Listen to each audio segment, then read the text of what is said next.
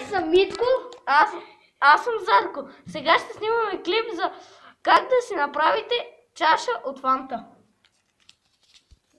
Гледайте са. Много е лесно. Взимате една кутийка от фанта Или друга. или от кока-кола. И почвате така да загръщате. Махните се от тук. Не можете. После ще ви го покажем. Виждате ли? После ще го покажем. Махни се.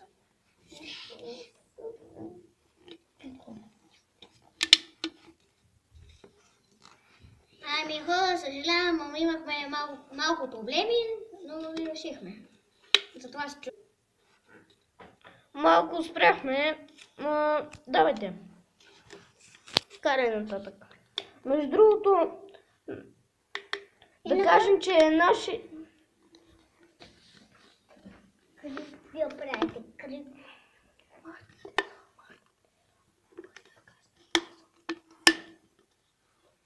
И ще стане много хубава чаша, мека, не метална. Даже можете отгоре да си го срежете, пълните си вътре и си пийте. Но по-хубаво така, че може да се порежете. Да, докато режете, затова не е желателно. Ако искате. Ако искате, това се Това е нашата асистентка, тук имаме две. Това са... Да, нашите асистентки. Това са Ана и Елза и Яна. Това са Елза и Яна. И сега те тук ще нагледат, за да се чува шум. Не, Елза и Яна. Да, Елза и Яна казахме. Те тук са много досадни, затова не им обръщайте. Още малко, след 2-3 минути сме готови. Те тук не са много тъпи. Мерсичи. Ами те са много тъпи тук и не знам какво се правят.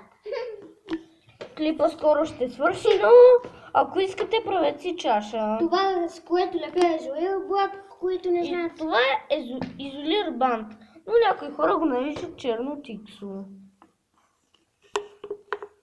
Вече сме към края.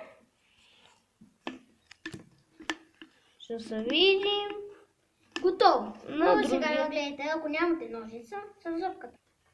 И готова е чашата. Вижте каква хубава стана. Значи тук има шам. И край.